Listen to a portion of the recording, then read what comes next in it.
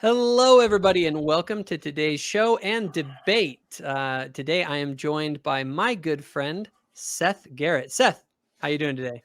Doing very good. Pleasure to be here. Awesome. Exciting. So my name is Jacob Hansen. I'm the host here at Thoughtful Faith, and I have a bug in here. What the heck is going on?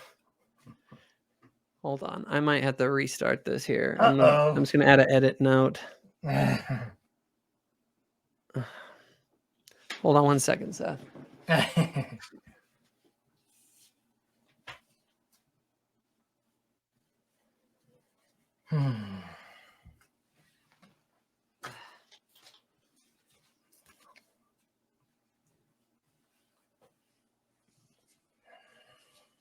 Of course. All right. Well, I'm just going to have to deal with it. So we'll start that again. You can't find the bug? Yeah, and if he flies in here and is bugging us, we'll just have to deal with it. Hopefully the noise of the bug isn't too big of a deal. But I don't think he'll land on my face or anything. But... Do you know the god of Egypt whose name is Seth or Seth? I've heard of that name. What is it? I take it has to do with a fly or a bug? Yeah, he's like the god of flies, and he's like their evil Satan. So welcome to Seth. I've already got you in my grasp. It's a bad omen. It's a bad omen. All right, we'll start over again. Hold on one second. In 5, 4, 3, 2, 1. Hello, everybody, and welcome to today's show. I'm Jacob Hansen, the host of Thoughtful Faith, and I am joined today by my friend Seth Garrett. Seth, how you doing? Hey, Jacob. Pleasure to be here. Awesome.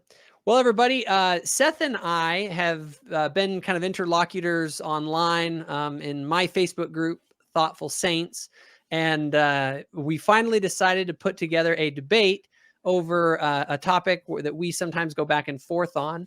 And so today we're actually going to be doing a formal debate between the two of us about what better explains reality, atheism or theism.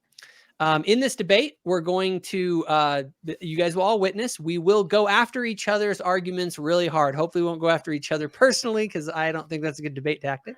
But we will go after each other's point of view very aggressively. But I hope everyone knows that, at least from my part, and I think Seth shares this, that we don't have anything personal against each other. We just are interlocutors over ideas that we disagree on. So hopefully we can model that in this conversation. Sure. Just as a matter of housekeeping, we'll have 15 minutes for opening statements, after which we will have 3 successive rounds of rebuttals, where we each will have 4 minutes to offer a quick rebuttal to each other. We then will have a 10-minute cross-examination each, where each of us will have 10 minutes to cross-examine the other.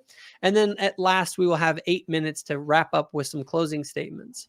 And that will be the format of our debate tonight. So as we have come up with this debate, Seth has decided that he wants to go first.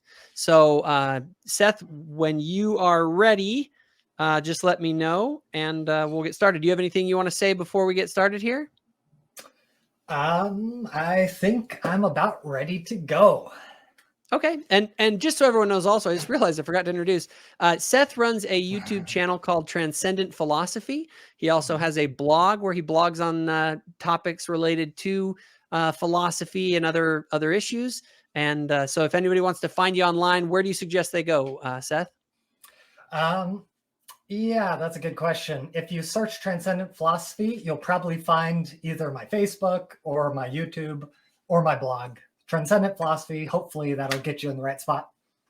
Awesome. Very cool. Yeah. All righty. Well, any other final thoughts before we get into the first round here? I don't think so. I think I'm ready to go. Awesome. And you have decided you decided no slides on this. I have some slides with mine, but you had decided no slides on yours, correct? Yeah, I'll be good. Perfect. All righty. Well, then if you are ready, I will get the timer ready and we will begin now. All right. Hello, everyone. This is Seth, and I'm here to argue on behalf of atheism to the question, which better explains reality, theism or atheism? So when we're talking about reality, this is a big topic. You know, the philosopher Wittgenstein, he said that reality was basically all that is the case, right? All that is the case, it's the sum of all the facts.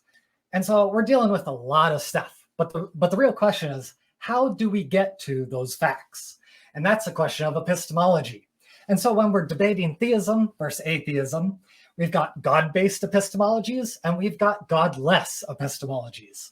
And so let's go through a deep dive examining the different types of theistic epistemologies, and we'll see how good they are at understanding and explaining reality. And then we can contrast that with, godless epistemologies that don't rely on supernatural explanations, and we'll see how they compare. So the first off, if we're going to look at the history of theism, one of the most striking features is mythology. And if we're going to look at what mythology is, it seems like a theistic epistemology. But if we dig deeper into how it functions, it's a little bit weird. If you look across many different religions, there's kind of a pattern that starts to emerge. And that pattern could be reduced to something like the following. I'm an ancient person, and I look out into the world, and I see a phenomenon. I'm like, how can I understand this phenomenon? And then what do they do with mythology? They make something up. There's plenty of examples of people just making up explanations. For example, the Egyptian religion, they saw a phenomenon of rivers that were overflowing. If you're an Egyptian, you're like, I wonder why the river is overflowing. It must be because of the gods. The gods have these divine buckets of water and they're dumping it in the river. That's how they understand reality, by making up a story. What about the Greeks? The Greeks, they saw the sun and the moon traveling through the sky. They see the phenomenon and they're like, how do I explain this? Then they make up a story. The sun and the moon, they ride on chariots. These divine chariots are taking the sun god and the moon god across the sky. Fancy that. Their understanding of reality is based on making something up. What else? We've got stories about fire. Fire is such an interesting phenomenon. Where does it come from? They make it up. Native Americans, they see a mountain. Where does the mountain come from? There's a snake underground and he's shaking up the earth, making the mountain. Where does lightning come from? It comes from Zeus, right? And this pattern is all throughout religion. It's all throughout the Bible. It's all throughout Mormonism. But here is what I want to tell you. This is the most important takeaway. This mythology epistemology, it fundamentally is structured like a God of the gaps argument. What is a God of the gaps argument? It's when you see something you don't understand and you say that is because of God, right? And so the God of the gaps argument, they're constantly targeting our ignorance, right? That's what the ancients did. So the ancients, they had all of this ignorance and they're like, all of this stuff is because of the gods. But we're going to contrast that to non-theistic epistemology. Let's understand this phenomenon naturally. Okay, so we've got scientific explanations for the moon and the stars and the sun. There's no divine chariots. It's just conservation of momentum. So all of these theistic epistemologies are getting debunked over time, and the natural epistemologies are filling in the gap. And so which is more accurately understanding reality, the debunked theist epistemologies or the substantiated natural epistemologies? Now, the problem with modern theism, modern theists, they no longer do these ancient mythologies. Modern theism, they've given up on young earth. They've given up on, creation in 7 days. And now they're targeting what we don't know. They're targeting the Big Bang. They're targeting abiogenesis, right? Theism, the entire project of theism is one massive God of the gaps project.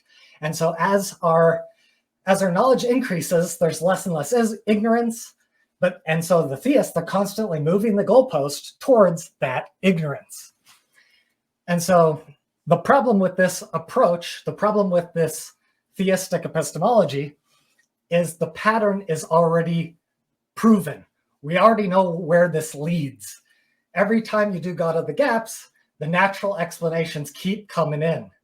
And so theism, it's just waiting for more natural explanations to kick out those new arguments. And eventually theism is just going to get completely kicked out of the box. So I think it's clear that natural epistemologies are better at understanding and explaining reality. Now, does theism have anything to offer other than mythology? Well, lots of theists, they rely on spiritual epistemology. What is a spiritual epistemology? It's where you have these spiritual experiences and you say, this is evidence of something supernatural. So they are thinking that reality has supernatural stuff based on their experience. The question is, how reliable is this epistemology? If this is a good epistemology, then maybe they understand reality. If it's a bad epistemology, maybe they don't. So let's look at some examples. Out-of-body experiences. We have already scientifically explained these. We understand that in the ears, we've got the vestibular system. The vestibular system, the water moving around in your ears, it helps you calculate your position in the world. What happens if this system malfunctions? If your water throws an incorrect signal, suddenly your position in space goes outside of your body. That triggers the hallucination of an out-of-body experience. Natural explanation, kicking out the spiritual experience. Near-death experiences, very similar, brain phenomena. Demons, we've got explanations like sleep paralysis, epilepsy. What about revelation? We've got evidence of hallucination and even cultural hallucinatory influences. What about healing? We've got placebo effect. We've got statistics. You can go look at a hospital. Does prayer work? Do the patients recover quicker? No, they don't. So natural explanations are kicking out the supernatural ones. We've got lots of psychological explanations for types of guidance. Sometimes you feel guided in your words. Well, that's a psychological unconscious. Sometimes you feel guided about the future. You've got a premonition. Oh, there's a warning. We have unconscious pattern recognition that gives us, our psyche is all about pattern recognition, and patterns, it's about the future. It makes sense. Sometimes people have like guidance from a feeling in their gut. Well, we've discovered in your gut, you literally have like a second brain of neuronal activity. So it makes sense that there's guidance coming from your gut, literally. All right, and one of the most important ones is selection bias, which is related to prayer. A lot of theists, they'll have a prayer and they'll say, I really need something. I need to find my keys. And they'll have this prayer, and then very soon after, the results of the prayer come in. I found my keys. This is such a great experience. I can't believe God answered my prayer. Is this good evidence? I would say that selection bias is causing this phenomenon. Selection bias is when you narrow your focus to just one piece of evidence and you ignore everything else. So if you look at this prayer in isolation, it looks so impressive. But when you realize, actually, every theist is saying thousands of prayers, thousands, if not millions of prayers, unanswered, fail to achieve a result. And the theists, they don't keep track of those. They just make excuses. Oh, I didn't have enough faith. I wasn't focused enough. I'm not righteous enough. And so they narrow the focus to that one coincidence. If you take the one successful prayer and you divide it by all the failed prayers, it looks a lot more like a coincidence. Feelings of the Holy Ghost, we can reduce that to the elevation emotion, and even prophecy. Prophecy, the track record of theistic prophecy is not good. Let's just put it that way. There's a database of Mormon patriarchal blessings. Every generation of Mormons, there's been a prophecy that says, you will live to see the second coming. But we know all of those prophecies have failed. So all of these spiritual epistemologies, debunked by natural explanations. Theism is not understanding reality. All right, so not very good on mythology. Not very good on spiritual epistemology. What about morality? If they get anything right, at least theism should get morality right. But the track record on morality is not good either. What is the history of theistic morality? They support tribalism, better than thou perspectives. They support racism, sexism, homophobia, slavery, genocide, jihad, beheadings, witch burnings, the Inquisition, where you torture and execute people who don't agree, lots of bad stuff, even human sacrifice, like execution for minor things like working on Sunday. Morally abhorrent behavior is all a part of the history of theism. All right, so they didn't get that one either. Now let's test this a little harder, right? There's a concept called the law of non-contradiction. Anything that violates the law of non-contradiction, it can't exist. What is the law? Things can only be true or false. You can't be both. You have to pick one. And is it true or is it false? Anything that is a contradiction, it can't exist because of this principle. So the question for theism is your definition of God a contradiction? If so, your God does not exist. And then we have to look for some definition of God that isn't a contradiction. And we'll see how hard that is. Now, in the Bible, there have been at least 637 contradictions documented. Lots of contradictions. Now, what are some examples? A lot of bad examples, right? Does God love children or does God hate children? What are you doing in Egypt, God? The Pharaoh messed up, right? The Pharaoh pissed you off. Okay, punish the Pharaoh. Why do you have to kill all the firstborn children of Egypt? Do you actually love children or not? What about individualism? Do you punish people for their own sins or for someone else's sins, right? What about genocide? Why are you telling the Israelites to genocide everyone? It doesn't make sense. Slavery, honesty, racism, God being the same yesterday, today, and forever. Lots of contradictions just in Christianity. That's not it. What about Hinduism? Hinduism, does God create or does he not create? Is this energy or is it not energy? Is this stuff real or is it not real? Is it just an illusion? Does God have a form or is he formless?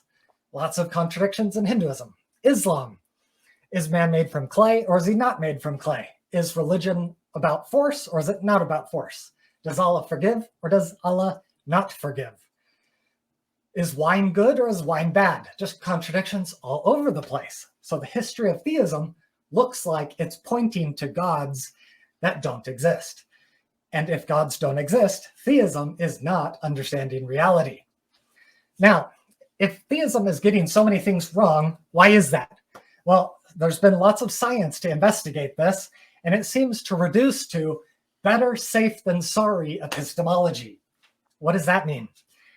When we're doing our pattern recognition, you can be accurate or you can be overly sensitive, right? If there's rustling in the bushes, do you interpret it as a lion or do you just ignore it? If you have overly sensitive pattern recognition, you see things that aren't there. You interpret the signal as a lion or a predator. And so because of this, they're seeing things that aren't there because of this pattern recognition. And if you're seeing things that aren't there, you're not understanding reality correctly. And so the final thing is thought experiment testing. We can do an if-then analysis of these definitions of God. If God is good, what should the world look like, right? And we know that there's evil exists, so lots of definitions of God get debunked. That's a problem of evil. But I would challenge anyone to try to come up with a definition of God that doesn't have a contradiction under this framework of testing. And so in conclusion, theism, it doesn't do very well on the mythological data. It doesn't do well on spiritual data, doesn't do well on moral data. Its logic is pretty contradictory. And so why do they make these mistakes? It's because their pattern recognition seems to be a little bit off. And so if we look out in the world, we can tell that it seems like all the non-God explanations are making a lot more sense than the God explanations. And so I think we can safely conclude that atheism is more in harmony with our understanding of reality. It explains it better. Okay. Thank you very much. Very good. All right. So I'm going to go ahead and get myself prepped here. Do you want to get a timer for me, Seth, so that I can do mine? Yeah. Perfect. And then as soon as you say go, I will begin my opening statement. And should I sit down after the screen changes? Yeah, you can do that if you want. All right, I am ready to press go when you are. Okay, you just tell me when. 3, 2, 1. All righty. All righty, everybody. So this debate that we're having today is about what best explains reality, atheism or theism. And when discussing reality, we could discuss a lot of different things. You know, is consciousness real? Is suffering real? Is happiness real? After all, you know, you can doubt your eyes, but can you doubt the existence of your own suffering? And I thought about going deep into the nature of reality and why theism better accounts for it, but I decided to limit the focus in this debate to something that both myself and my opponent agree is real, and that is the physical universe. In what follows, I will be making a logical case for why theism actually better accounts for our physical universe than does atheism. So instead of approaching this from the standpoint of epistemology, I'm going to approach this from the standpoint of ontology and science. What does science point to as a better explanation for the physical world? Now, in this debate, I am not going to argue for any particular conception of God. Instead, I'm simply going to argue that it is more rational to believe that the universe that we observe is the product of a mind's design than of random chance. Tonight is not a debate about theology. It is not a debate about the nature of the mind behind the universe. Instead, we are just examining if the universe is better explained as the product of a mind, or if it is better explained as the product of random chance. So I'm going to bring up a slide here on the screen, and let's review my argument. Here it is. My argument can be summed up as follows. The first premise is that anything that comes into existence is either the product of random chance or design. Premise 2 is that the known universe came into existence. Premise 3 is that the known universe is not the product of random chance, and therefore the known universe is the product of design. Now, let's take a look at each of these premises, starting with the first. Anything that comes into existence is either the product of random chance or design. So I want you to imagine a pool table, and on that pool table are pool balls. The arrangement of those pool balls is either the product of random chance, or else they are the product of design. So let me pull this slide back up again.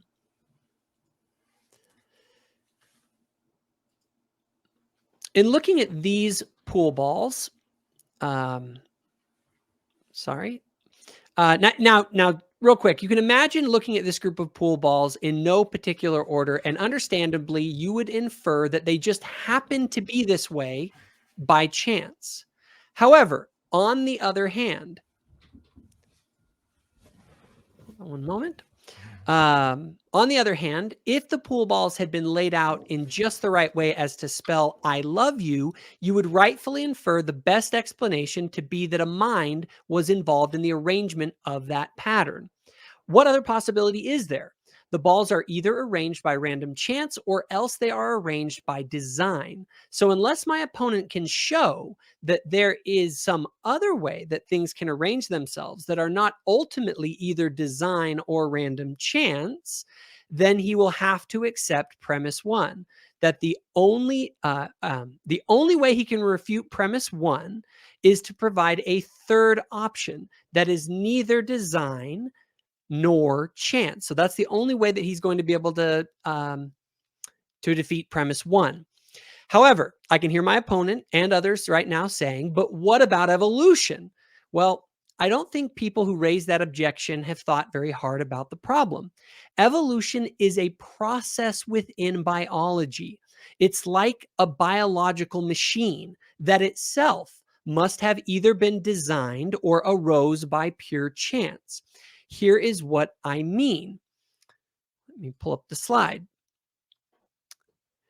It's like saying that because you have machines that make cars, no mind was involved in the making of the cars. But that only leads us to ask if the machine itself was the product of random chance or design. Also, what is it that caused these machines to exist in such a way that they produce cars instead of random assortments of metal and rubber? Chance or design? Do you see how my opponent can't appeal to evolution to solve the problem?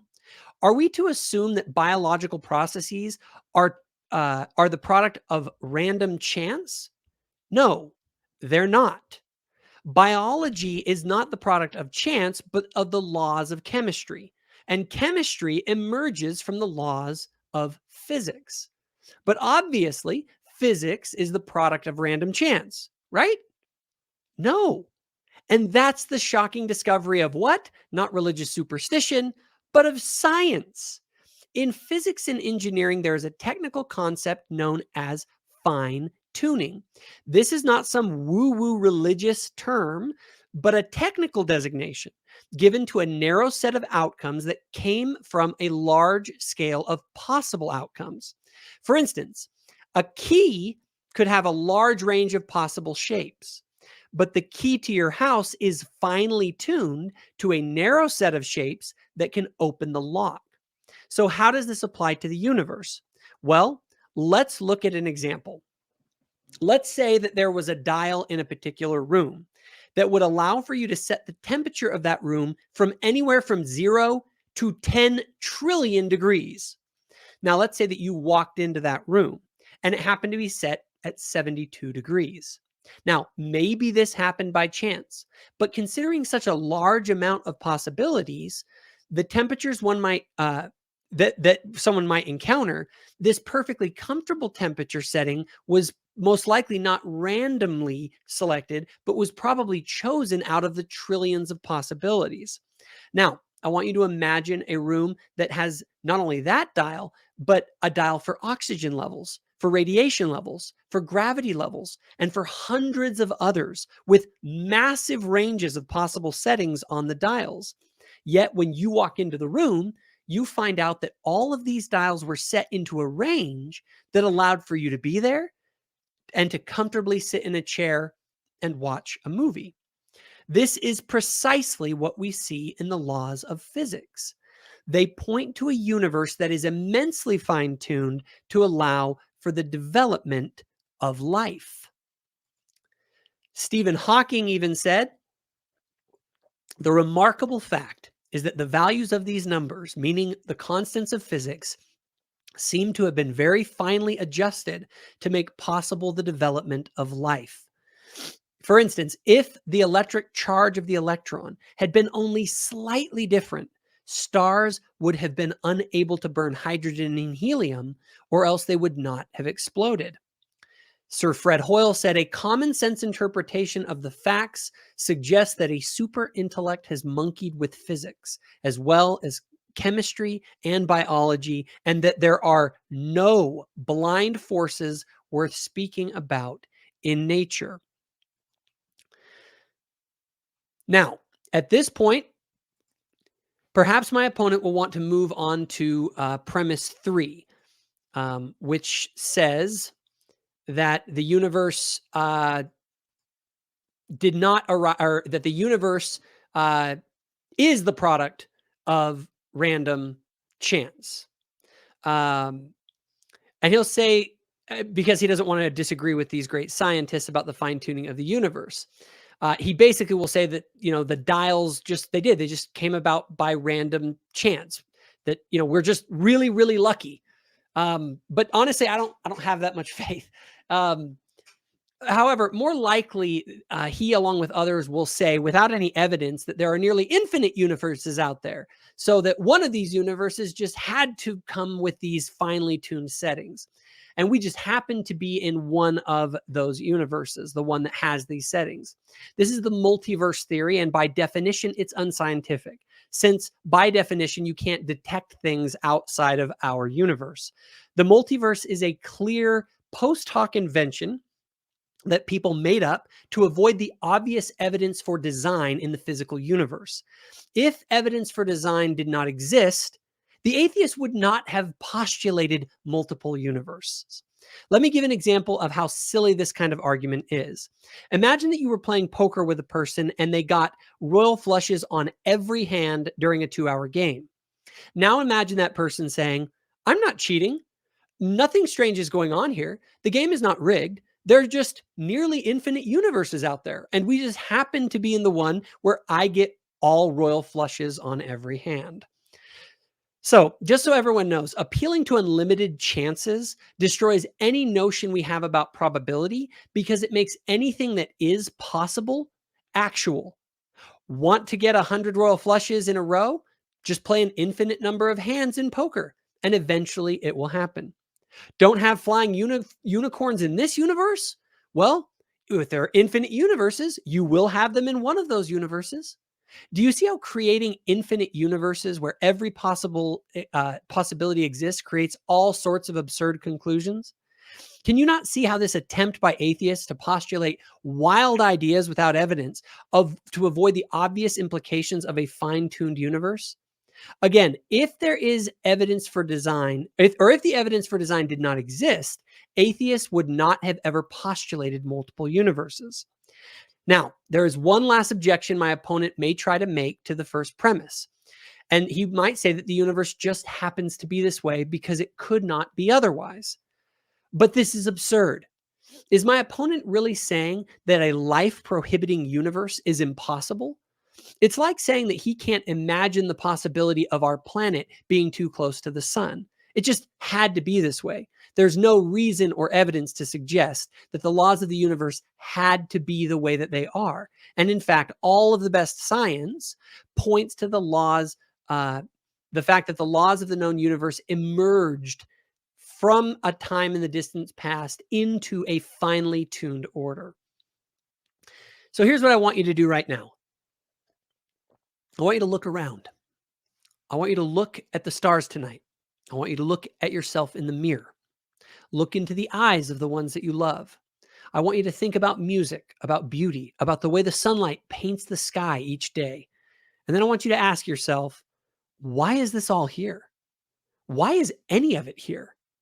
Did it have to be this way? Why is it there's something rather than nothing?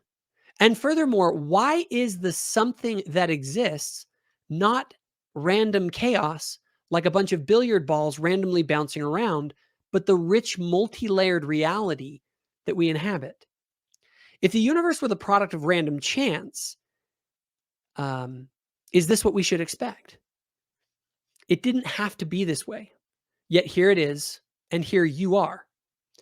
So let's review the final argument, or my argument, one more time.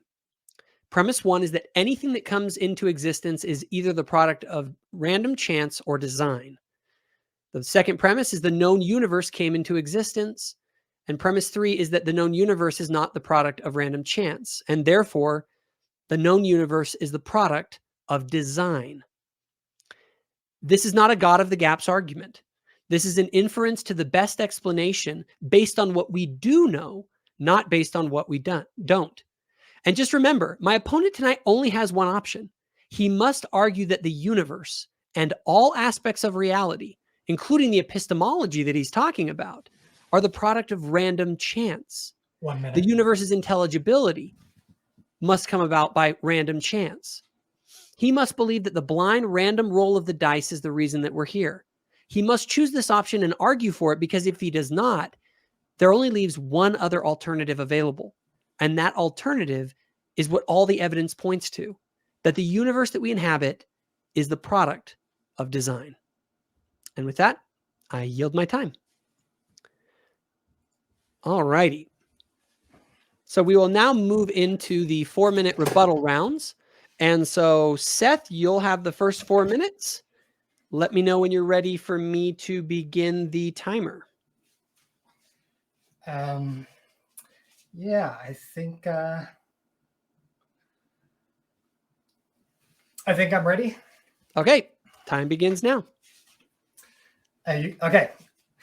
All right, so that was very interesting. First of all, I appreciate the premises, the argument, the structure. It's very nice. I do have some issues. Premise 1, it says everything must be random or designed. Forgive me for not quoting properly. I think there's probably another option, which Jacob kind of alluded to, which is necessity. Either random or by design or by necessity. And when it comes to fine-tuning, I think there's a lot to say on this. First of all, one thing that we need to do, we need to put fine-tuning into context. I think this is another example of selection bias. When we look out into the vast universe, what do we see? There's at least 8 trillion planets like ours. 8 trillion planets like ours. And humanity, we've only existed for the last 6 million years. Out of a 13.7 billion year old universe, that's just a small speck of time.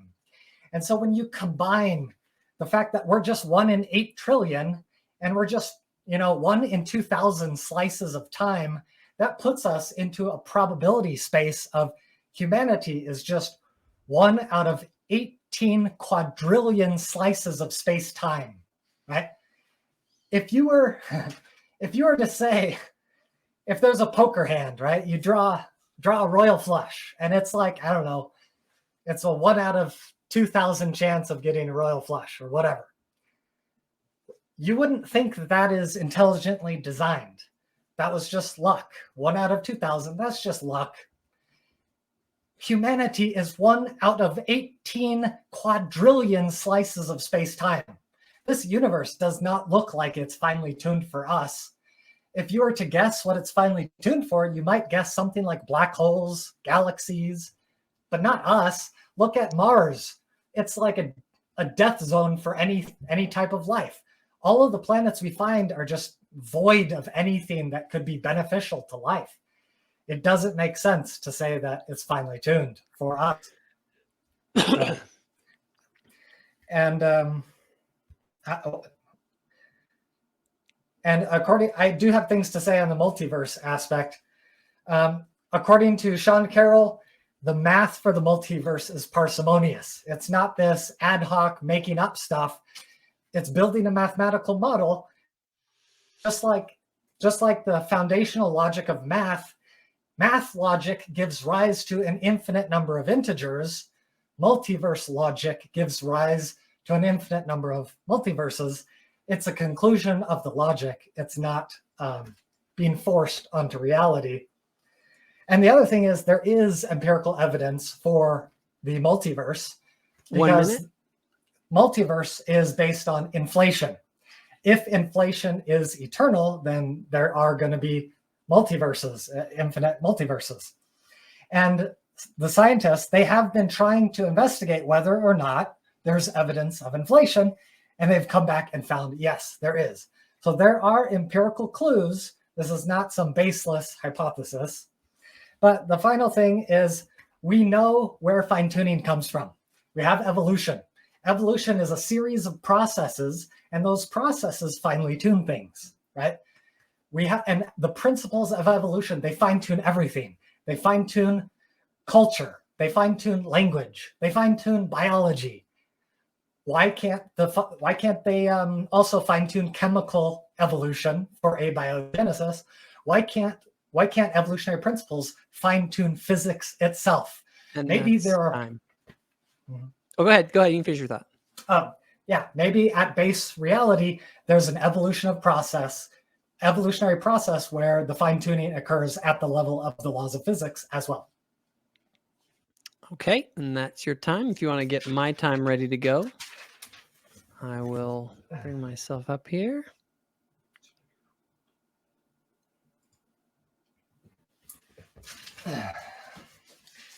Yeah, 4 minutes ready to go.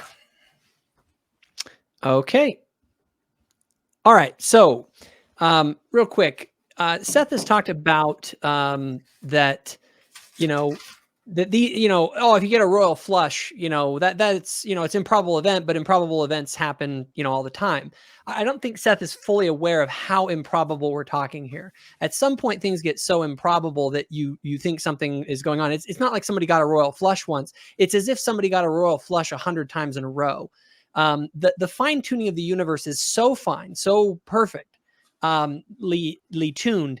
It would be like you walked into a room and you found, and this is even way too small of an example, you find dice on a table and all of the dice have the number 6 up, but this isn't 2 dice, this isn't 10 dice, this is like 10 billion dice, right? But let's just use 10,000 dice. If you walked into a room and found 10,000 dice laying on a spread all over the floor and they all had the number 6 on it, you wouldn't look at that and say, oh, well, I guess they just must have rolled out there onto the floor. They just randomly happened to have come to this pattern. You recognize that the 6s all being up has to be the product of either design or chance, and you would infer design rightly off of that scenario.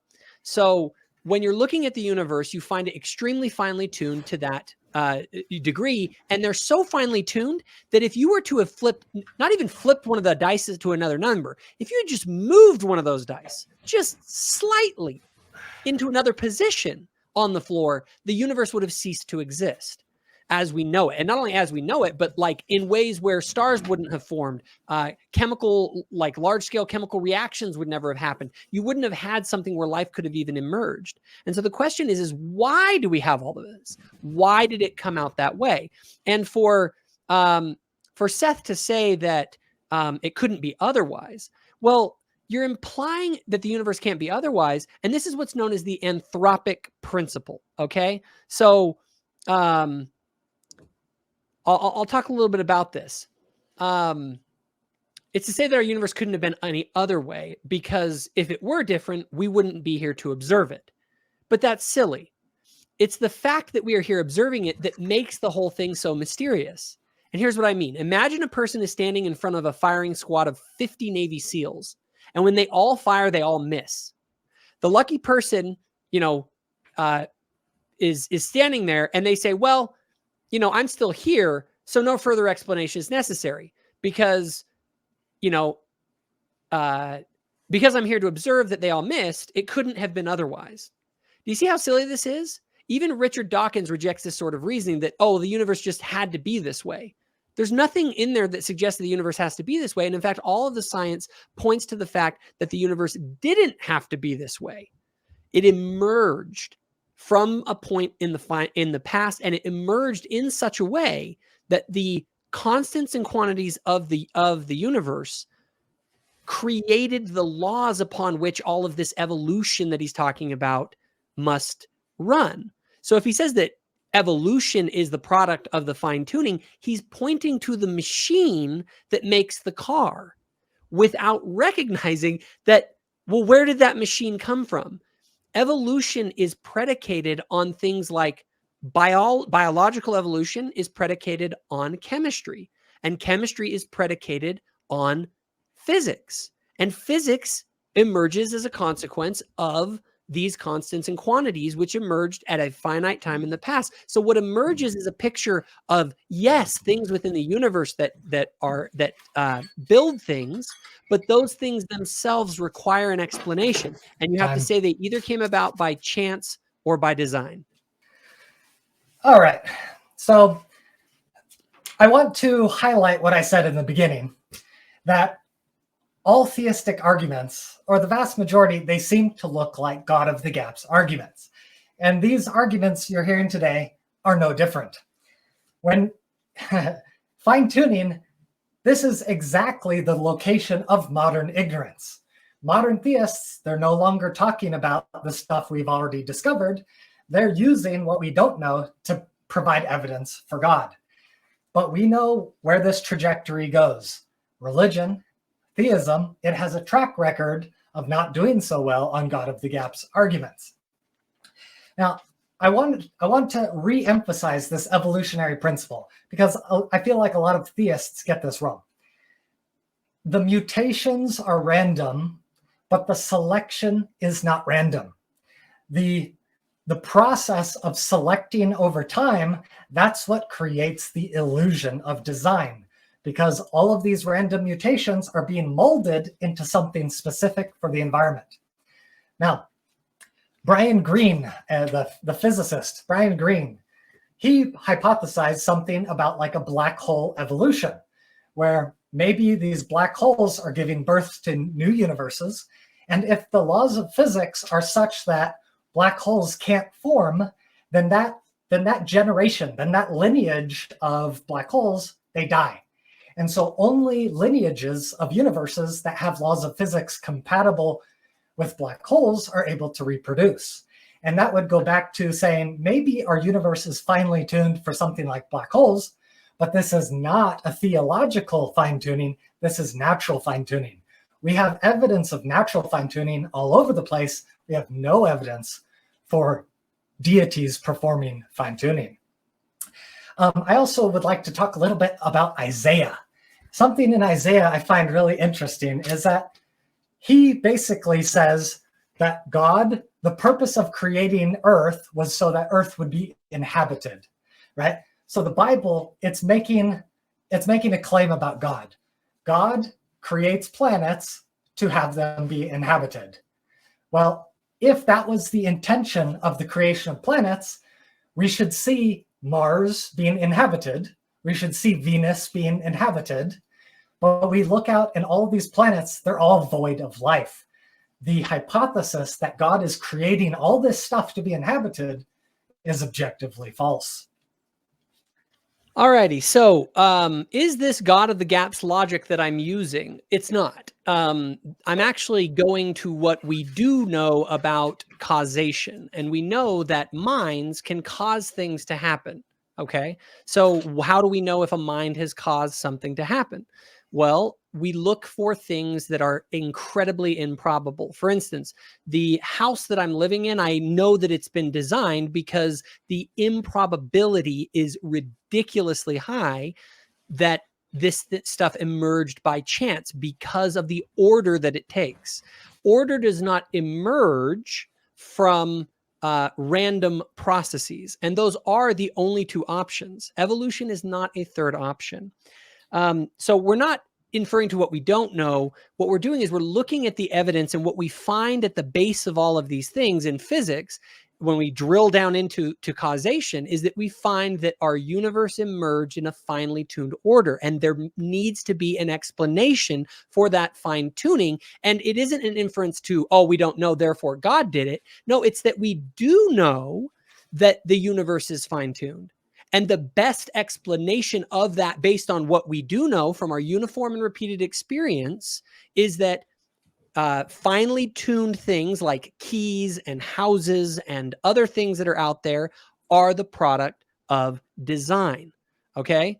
So also, my opponent has made a lot about sort of ideas that religion has got wrong, quote unquote. Well, first of all, I don't endorse religion. I endorse what is true. And the reality is that a lot of religions have had various models to understand the universe and to try and understand the physical nature of the universe. And that's fine. But science itself emerges from a Judeo-Christian tradition and from other religious traditions with the idea that the universe is not the capricious, arbitrary whim of the gods, but rather is the basis of order and law. And they inferred that that was the case about reality, largely because that's what the scriptures teach, is that there is an order to the universe given by a lawgiver. And so because they expected to find law in nature, they began to study. And what did they find? They found that nature is indeed not arbitrary, but that it is predicated on laws. So what we observe in the physical universe is not unexpected, given a theistic worldview coming from a Judeo-Christian worldview, where you expect the universe to operate based on laws. And in fact, historically, that's why science got started. They began to look for law in the universe, and what did they find? They found law. But the thing is if you follow those laws back, you eventually get to the roots of physics, which chemistry emerges from physics, and from there comes biology and other things. But when you go down to the root, the question is, what do you find there? What you find there is what you least expect. It isn't random chaos. It's something that looks designed. Don't forget my argument. It's either design or else it's random chance. That's it. Those are the only possibilities that exist out there for why the universe exists the way that it does. 20 seconds. And with that, I will yield my time. All right. So Jacob, he brought up the idea of laws, like the laws of physics, or as if they were evidence of a divine mind, a divine lawgiver. I think that this argument fundamentally rests upon an equivocation fallacy. An equivocation fallacy is when you're wishy-washy with the definition of your words. Sometimes words have more than one definition, and you can kind of hijack different definitions to make your argument sound better. There's a confusion here. The laws of physics are just patterns. We go out into the world, we see the planets moving, and we can calculate a pattern. Just because we can calculate patterns doesn't necessitate some divine mind behind those patterns. And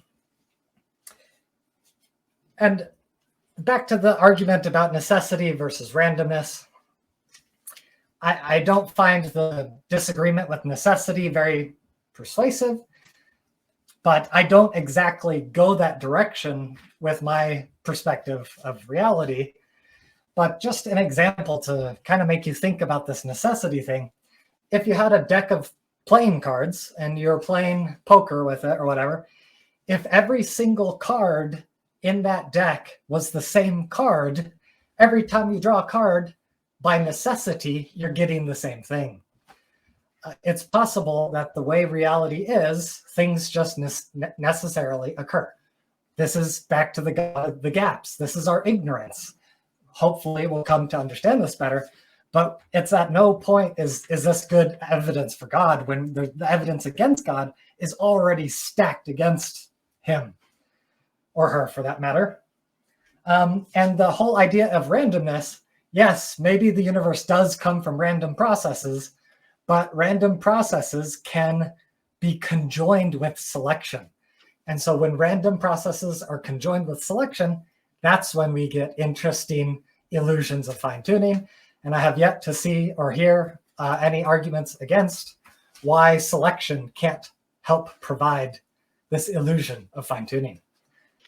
Okay, so I just want everyone to look at this and recognize that at the core of this, for all that's been said about religions, their direction and all that, we can boil this down to the design or chance question, right?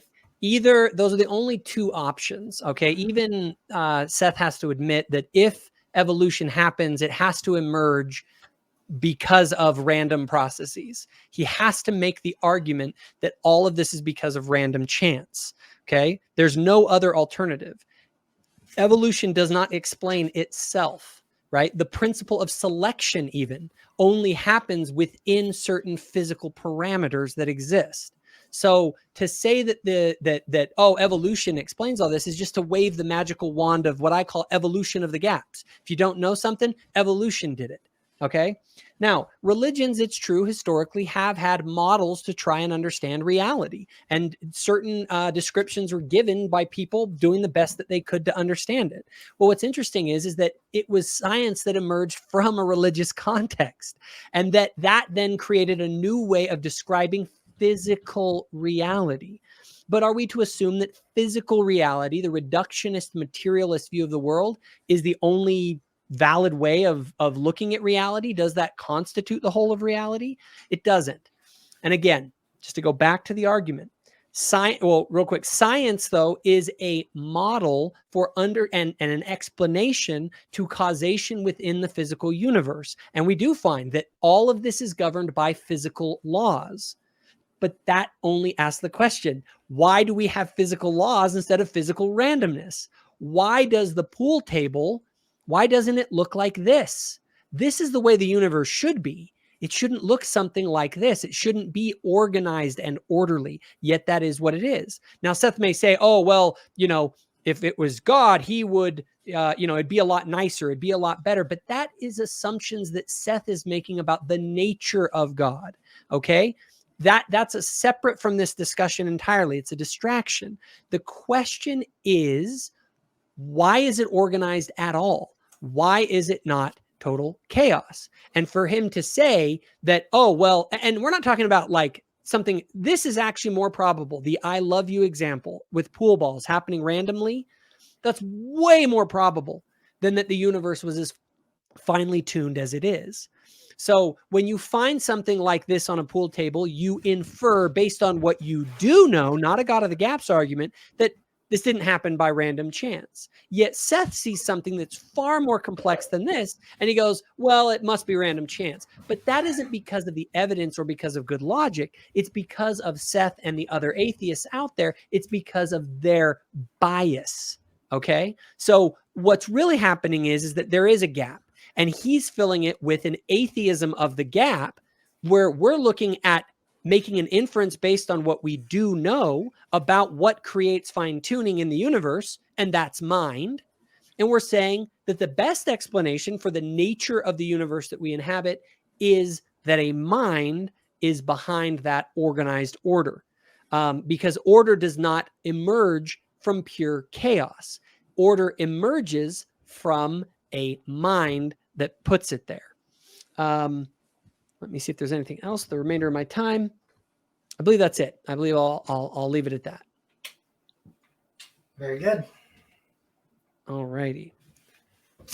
So now we will have a 10-minute cross-examination. And all right, everyone.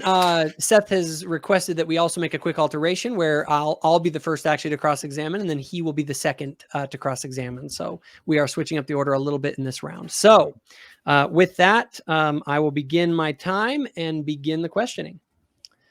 All right, Seth. So why do you think the universe is not random chaos? Like, why do you think that the universe is ordered? Well, I do think that it's fundamentally random, but I think that there are selection pressures that make it look less random. Okay, and where do these selection pressures come from? The structure of reality. Call it metaphysics, if you like. Call it physics. Okay, so from physics, and physics ultimately emerges because of the constants and quantities of the fine-tuned universe? Well, behind physics is going to be metaphysics, and within metaphysics are some principles that are perhaps yet to be discovered that lead to physics. So do you feel like you're moving into an evolution or naturalism of the gaps fallacy there, considering that you don't know what those things are? You're just saying like, well, I'm assuming because of my metaphysical worldview that is the case? That there are going to be natural explanations and there couldn't be an intelligent agent behind it? So that hypothetically, there could be an intelligent agent behind it, but we're talking about areas of human ignorance, right? When you're dealing with human ignorance, you have to kind of use a little bit of inductive reasoning. You have to get a feel for the patterns, right? And when it comes to evolution of the gaps, well, that's actually a very successful argument. Evolution works across many different fields of study.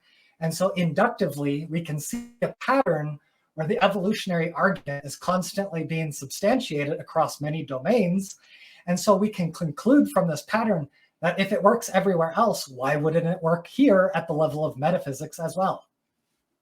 Well, do you think if I had a machine that made something like an automated car machine that made a car, would it make sense for me to say that an automated machine made that machine and that an automated machine made that machine? If evolution is like a machine that produces things based on the way that it's programmed, essentially, is it basically evolution all the way down, like turtles all the way down, but in this case, machines all the way down, just randomly making machines? Yeah. I would say that the evolution all the way down argument has inductive justifications behind it. And theism at rock bottom just doesn't. Okay. So you would argue then that the universe ultimately emerged as the product of random chance, and random chance is what gave us the evolutionary processes. A random chance in conjunction with selection, yes. Okay. So chemistry came from physics, correct? Yes. And you're saying that physics arose out of random chance, and that the fine-tuning of the universe is ultimately just the product of random chance. Yeah, well, we don't know. Nobody knows exactly what is bringing forth this illusion of fine-tuning, but it would make sense to posit that at the metaphysical layer is a conjunction of randomness and selection, which is producing this universe. Okay. Do minds produce finely tuned things? Yeah, minds can design things. Yeah. Yeah. So minds can produce finely tuned things. So Sure. why is it unreasonable to think that if you find something that's finely tuned, that it was the product of a mind? If I found a pocket watch on a beach, what I would not assume that had arisen by natural selection acting on random variations. I would assume a designer because of the improbability of those physical particles coming together in that exact way. So the question is why do you look at the universe, which is even more fine-tuned than a pocket watch, and assume that it must have been some random process rather than it was designed, given that we know that fine-tuning is produced by mind, ultimately? So I would disagree with that last sentence. That's where the issue is. I would say that fine-tuning is produced both by evolutionary processes and by minds. And so when we see an example of fine-tuning, we have to say, are there any evolutionary pressures here? Or in the absence of evolutionary pressures, maybe it was designed, or maybe it was necessity, right? Yeah. Okay. And then, but isn't that kind of circular reasoning? Because you're saying that you say that machines produce finely tuned things, but then we're asking about the machines themselves, right? Because you can't say, well, machines produce. It'd be like me saying, if I and I'm going to ask this in a question form, wouldn't that be like me saying, hey, this machine produced cars, therefore, and those cars are finely tuned, therefore, the machine must have been produced by a machine who is produced by a machine ad infinitum all the way back. Is that sort of the line of logic that you're saying? Is that evolution produces evolution produces evolution? Or is there at some point where evolution isn't involved and it's just pure chance? So when in the specific analogy of the machine producing the cars, what we would want to do is to look at the structure of the factory. And we would want to say, what is the causal structure behind this factory? If we can find reproductive mechanisms, if this factory has a genetic code, and if there's some super factory that's producing factories based on machine genetic code, we might have evidence of machine evolution. But if we look at the structure of the factory and there's no evidence of evolution, then we could say maybe it's not evolution, maybe it's design. Okay. And then do we have any evidence that the constants and quantities at the basis of physics arose from a reproductive cycle? We have inductive reasoning to conclude evolution is a good explanation. Don't we have inductive reasoning to conclude that design is an even better explanation because it doesn't have to be circular? No, because you look at biology. For millennia, people have been thinking that biology is by divine design, that the structure of a human is because of the mind of God. But we have debunked all of these divine fine-tuning arguments. And so theism is constantly moving the goalpost. It's no longer biology. Now we're going to talk about the universe being designed. We know the track record of these God of the gaps arguments. Okay. So ultimately, let me ask this question. So why is there something rather than nothing?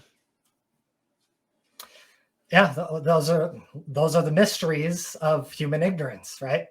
there's a lot of people trying to think it out. Maybe it's necessity, maybe something else. We don't really know. Okay. And do you see order? So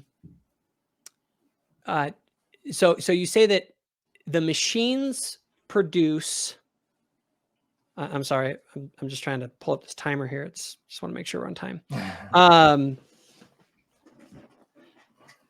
So at the base of the universe are the laws of physics. And do you agree that they emerged at a particular time in the remote past? For this universe, that seems like a reasonable assumption. Yeah. Do you have evidence of any other universe existing? I don't know. So why do you, if there was no design inference that people were making, would people posit other universes? Like, on what grounds are people positing that there exists other universes? Well, because this is a big question, right? This is human ignorance. And when you're dealing with human ignorance, you got to come up with hypotheses. And theism, they've already got one hypothesis, and now there's more hypotheses. And we're trying to judge the hypotheses against each other. Okay. And so this is purely speculation. Do you think that the multiverse would have been posited if the design, if people hadn't posited design as a viable alternative? Like, why did they come up with the multiverse at all? Yeah, that's an impossible question in some respects, because theism has been a part of our history. It's like, what would the world be like if theism never existed, right? But from what I've seen, there seems to be reasonable explanations for why people are going to these hypotheses. It doesn't seem to be just hatred for God or trying to debunk theism. It seems like there's actually good reasons behind it. Okay. And that is the 10 minutes. So I'll go ahead and stop the time. And cool. Then I will begin the time, and you can begin questioning me. Okay. So just so you're aware, yep. I will likely switch these in the final one. Just as you got the feel, I may edit them so that they're back in the right order, just so it isn't like me talking twice or you talking twice, kind of, so that it has that flow. Is that okay? Does that work for you? That's fine, I think. Okay. Yeah. All right, cool. That way it still keeps the same order, but that way you got the feel for it on this first one. Sound good? Yeah. Thank you for that. No problem. Can I get some water real quick? Yeah. Yeah. You can get some water.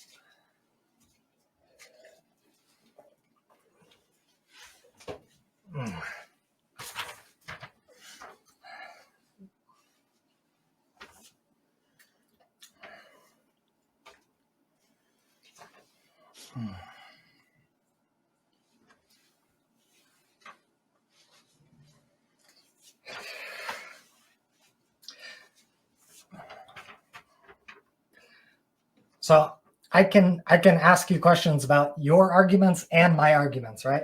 Yeah. Yeah. Anything, any questions you want, basically. Oh, sorry.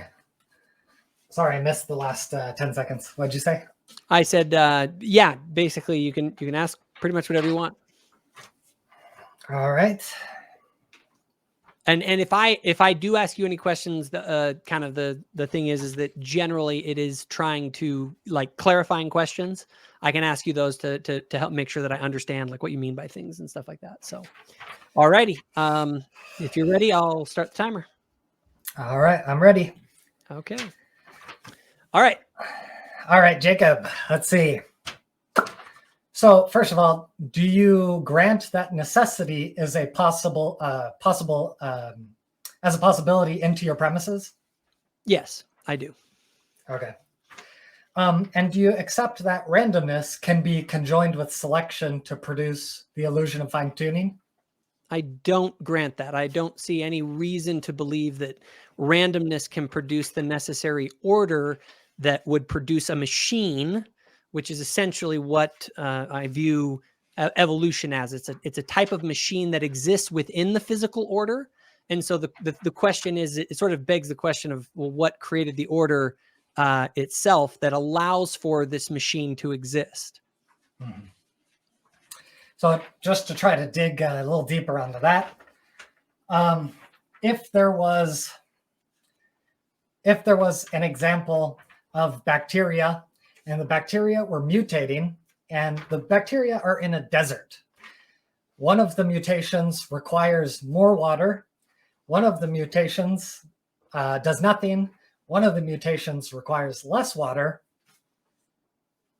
Do you see how there could be a selection process that would guide it towards fine-tuned for deserts? Yeah, absolutely. But there's a more fundamental issue here, and that is that there's a desert, and that there exists, not only that there exists bacteria with the ability to reproduce, that there exists chemistry in this process. And you have to ask yourself, well, where does this chemistry come from? Ultimately, it isn't random. Like chemistry isn't random. Chemistry actually is very finely tuned. And again, it's finely tuned based on the laws of physics, which again emerges from something that is finely tuned. And we have no reason to believe that that fine tuning of those physical laws the universe didn't have to be that way. There didn't have to be bacteria. There didn't have to be any of that. Yet it's there. And not only is it there, it's not chaos. It is actually orderly and produces these machines, these selection pressures, and all the rest of it. Right. Okay. So if we're going to talk back to the layer of cosmology, we could posit a scenario where universes have a genetic code, and the details of the genetic code are the physical constants, right? And so if we have reproducing universes that reproduce via black holes, and when a black hole is born, new genetic codes are inside that black hole gives rise to a new universe that has a new genetic code with new constants. Can you see how some universes that have their constants messed up fail to produce black holes and fail to reproduce? Yeah, I mean, if you want to produce essentially an unlimited number of dice rolls, then yeah, anything's possible. Any possible universe actually that is possible actually exists. So what you do is you just erase all probability. It's in my mind, this is just kind of a cheap trick to be like, well, if I have a bunch of royal flushes just over and over and over, and then you come to me, well, in some universe, this had to have happened because of, if you get enough kind of reproducing universe, you're eventually going to get one. So this isn't surprising at all. This is just the way that it is. And so if you want to basically create all of the possibilities that are out there, that also means there's a universe with flying unicorns, and maybe there's a universe in which the church is true, because in some universe, there's everything that is possible will be actual, because in some universe, the laws of nature could be in such a way that you have flying unicorns and leprechauns who fly through walls and all of those kinds of things. So what I see is that it proves too much. And it's basically saying, look, we can't explain this. We have a set of 100 royal flushes in the row at the base of physics. So you say, well, rather than go to Occam's razor, which would say, what is the simplest solution to this? What do we know from our uniform experience is that this is caused by intelligent mind, that mind causes these sorts of improbable events. You say, well, maybe there's just an infinite number of chances, then so that explains it. And there's no evidence for that, and it leads to absurd philosophical conclusions. So in drawing out this analogy, I was hoping to highlight how the necessity for black holes was a selection pressure on this level of metaphysics. And so if we are to grant this level of selection pressure where only the universe is compatible with black holes can exist, don't you think that that would lead to the conclusion that not all possibilities arise, only the possibilities compatible with selecting for black holes will arise? Yeah, the issue is that black holes themselves exist in a universe that's finely tuned based on particular laws of physics that exist. And so again, you're just, it always is, you go back a step to where you say, well,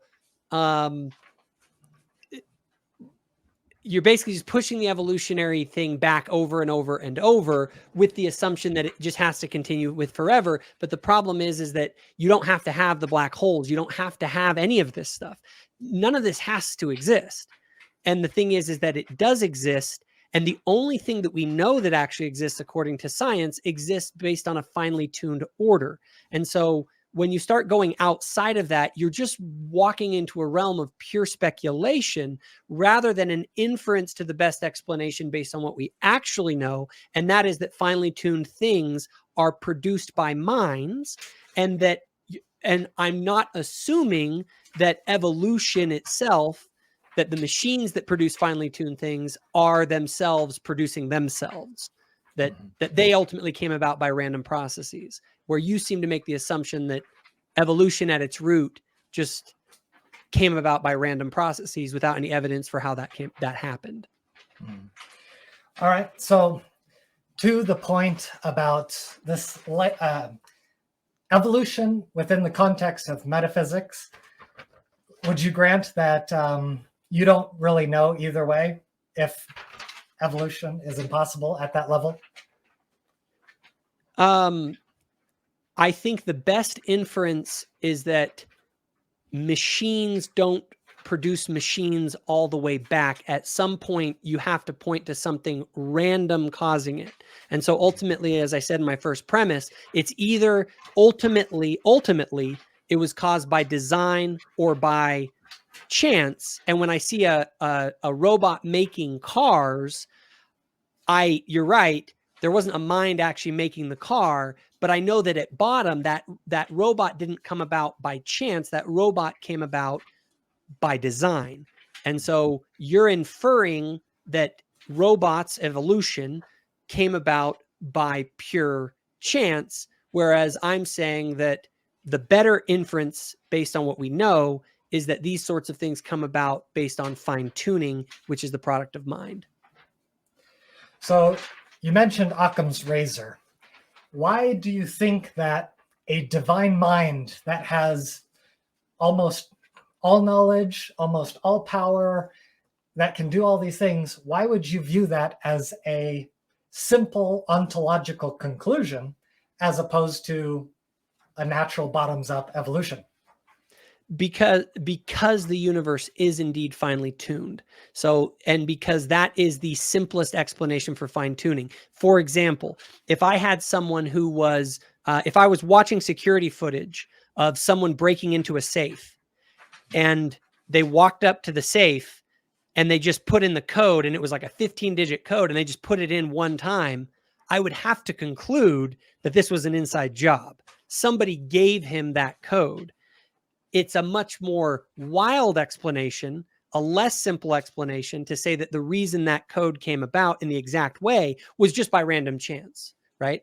Design, when you have high levels of improbability, is actually the simpler explanation to that improbability than is random chance. So yeah, I would think that is the better one. And we do have time for one more question. So we're at the time. All right. Yeah, I guess I just want to get a little more clarity on a divine mind would theoretically be very complex, and I'm not seeing how this is a simple solution. To that, I would just say that it is it is a simpler explanation to say that a mind causes high complex or improbable events like someone cracking the safe which is highly improbable that it would happen by chance, when those are the two options. We have to consider that it isn't, oh, well, it seems to be complex. The issue is amongst the options available. What's more complex even than a mind is that somebody walks in and takes a safe and is able to open it by pure chance. That's a much more complex thing. So with that, I believe that's the time that's up for this round. Is that good? Yeah, very good. All righty. So you can go ahead and prep here for your closing statement. You'll have 8 minutes. All right. So I think, as you've seen, a lot of this debate has kind of centered around fine-tuning. We've gone back and forth on this issue. To me, at least, it seems obvious that a divine mind is not a good explanation. Divine minds, they're almost infinitely complex. How can they know everything? How can they have all power? And we know from the patterns of existence that things usually have causation. Where does God come from? What is the cause that brings God into being? Theists usually just assert God, and they don't have explanations for why he came into existence. So to me, that's not a satisfying conclusion. But this is very metaphysical. This is the area of ignorance. There is freedom to disagree. But unfortunately, we didn't get to discuss a lot of the issues that I brought up. Perhaps Jacob has a lot to say on these that we didn't get a chance to discuss. But to me, it still seems quite obvious that mythology does not provide a good basis for theism understanding reality. Spiritual experiences don't provide a good basis for understanding reality. The history of morality itself, all of the track record of failures in morality seem to show that they're not tapping into what they think they're tapping into. And the whole idea of proving a negative. To me, this is the most devastating argument against theism, because if theism can be proven to be a contradiction, it can't exist. Or the God that is a contradiction cannot exist. So if theists are believing in something that doesn't exist, they're seeing a pattern that isn't there. And we know that overactive pattern recognition will lead people to these false conclusions. And back to the thought experiment testing scenario, right? My challenge was come up with a definition of God and test it. See if you can find any definition that's not a contradiction. I don't think it's possible, but maybe someone has yet to prove me wrong. And we can just do a few of these examples just to get a feel for how damning this is for theism. So the most simple thought experiment is involving the problem of evil. The problem of evil is basically the argument that if God is all-powerful, if God is all-knowing, then, and if God is omnibenevolent, right? If God is really good, then God should use his power to get rid of all the evil, right? And so when we form this thought experiment, we say, if God is all-powerful, if he knows everything, if he is omnibenevolent, then what should we find in the world? We should find no evil. And so now we test the thought experiment. We go into the world, we look around, and we find evidence of evil. That debunks the definition of God. It contradicts the prediction that follows from that definition of God. So maybe theists will jump to a new definition. Haha, that definition of God doesn't have enough nuance. Let's spice up the definition of God a bit. A typical argument theists will put forward is, yes, God has those attributes, omnibenevolent, omnipotent, omniscient, but God, he set everything up to be a test. He's giving everyone free will, and he's just testing us, right? And so the fact that this is a test, that requires the evil, right? And so they think they're being tricky. They think they've squirreled their way out of the problem. Well, let's continue the thought experiment. If God is a God of tests, what should the world look like? Let's make a prediction and test it. Well, if God is a God of tests, we should expect reality to look like a test. Okay, let's go out into the world and let's observe. Does it look like a test? Well, that's odd. When we look into the world, we find babies and children that are dying before they even get the test started. How does that make sense if this is a test? We also find people that are born in the wrong nations that have the wrong textbook for the test. That doesn't seem fair. We find people that are born into positions of advantage that give them an unfair advantage on the test. And, well, what are we testing exactly? I think that a rigorous study of the concept of free will prove that it doesn't even exist in the first place. If there's no free will, what's the point of this test? It's not actually testing anything.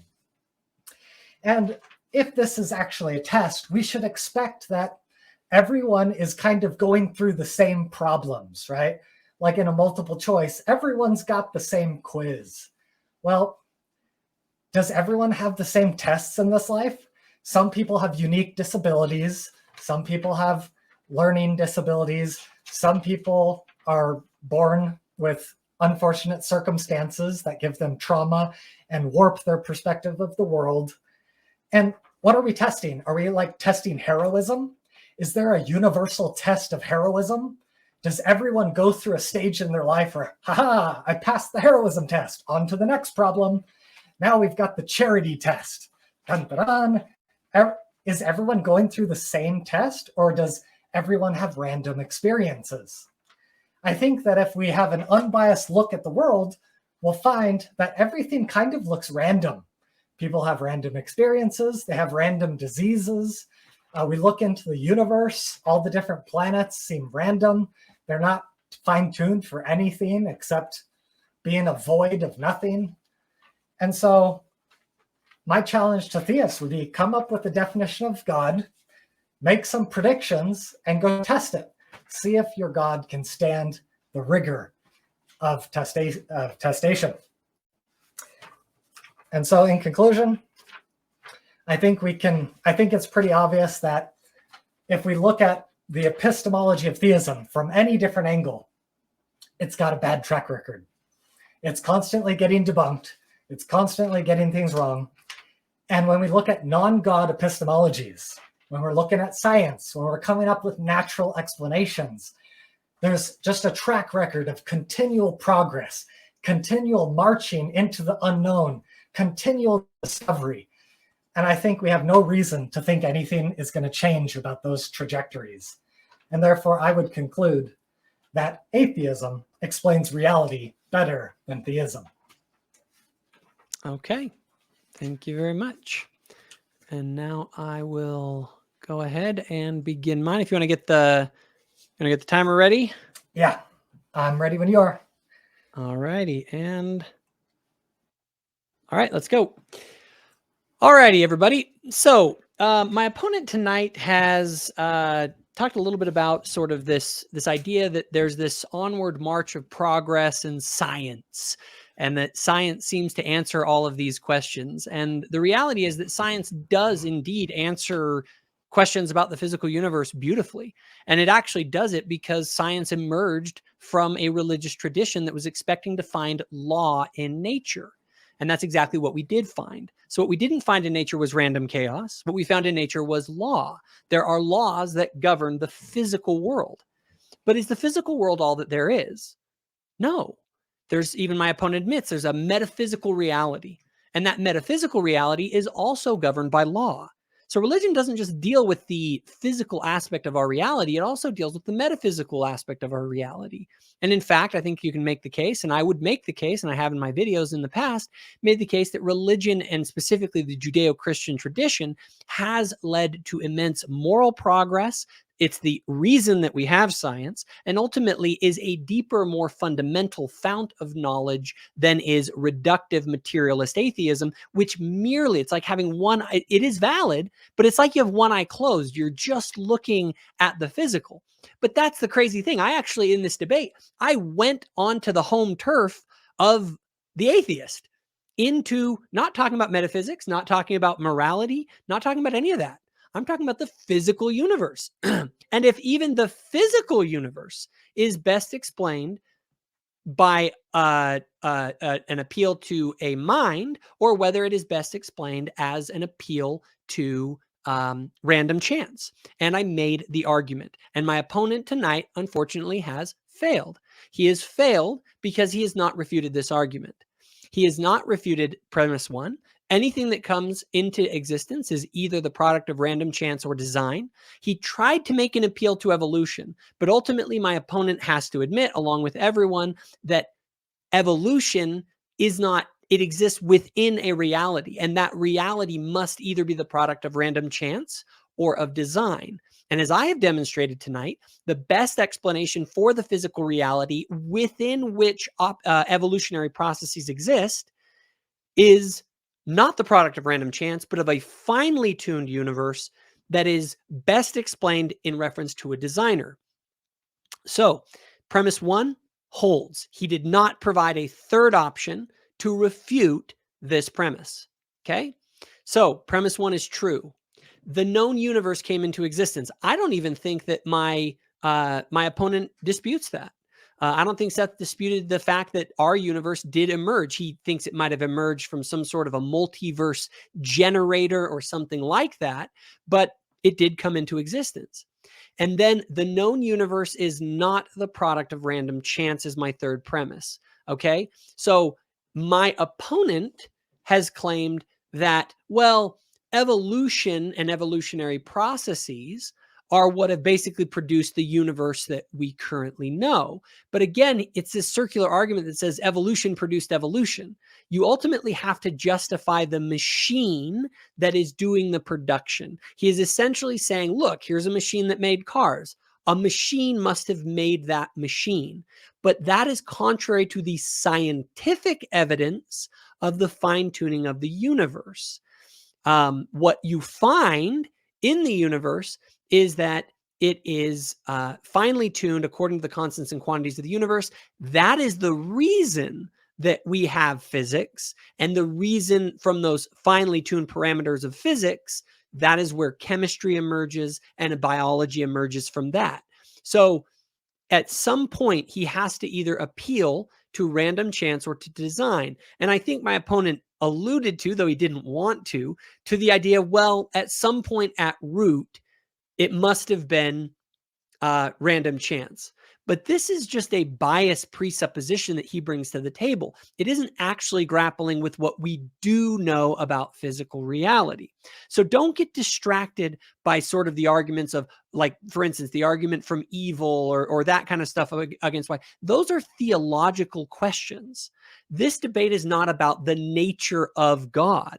It is about whether or not, in the broadest sense possible, if the universe that we inhabit, and in this case, I'm talking about the physical universe, if that is best explained as the product of chance or the product of design. And where you have design, you have a designer. So, to summarize, I think I think one of the things that any of us should do is look in the mirror, as I had said before, and recognize that this doesn't have to be here. You don't have to be here. Consciousness does not have to be here. Your relationships don't have to be here. The physical and the metaphysical does not have to be here, but here it is. And not only is it here, it's not random chaos. Again, what we see is not this, it's something more akin to this. It's a universe of order, not a universe where particles are randomly bouncing around off of each other with no rhyme or reason. And it begs the question, why do we live in an ordered cosmos instead of a random cosmos? And what you find is that it's as if you found a ton of dice that are all there with the pattern of 6 on top. And it's hundreds of thousands of dice that are this way. Remember, my opponent ultimately is saying, well, they must have got here by chance. They must have ultimately got, maybe some process came in and turned them all into this position, and that process just is random. But I don't have that much faith. When I see, if I were to walk into a room that has 10,000 dice, all with the number 6 on it, I would rightfully infer, when we talk about what do we infer? Well, we infer to the best explanation, to Occam's razor. The best explanation, if you walk into a room and you find something that's incredibly fine-tuned, is that it didn't happen by random chance. It happened by design. And that is what we see in the universe. And that's my argument. And that is why, ultimately, the universe is best described as the product of design rather than the product of chance. And design comes from a mind. And the only thing that can account for a mind behind the universe is theism. And so people should explore it. And I think that that provides the best explanation in this debate. And with that, I yield my time. All right. Seth, thank you so much. I think you're muted right now, by the way. Yeah, but thank you so much. Thanks Yeah. so much for coming on. That was fun. Real quick, just if people want to find you, let's have you give a plug for where they can find you online, and then we'll close this out. Yeah, my channel is on YouTube, and it's called Transcendent Philosophy. There's like a little logo of like a dragon, so you can find me there. And I'm also on Facebook, and the blog should be referenced on the YouTube channel. Just go to the About section. You'll find all my links from there. Awesome. Well, thanks so much, Seth. Hope you have a great day, man. You too, Jacob. Take care. All righty. Take care.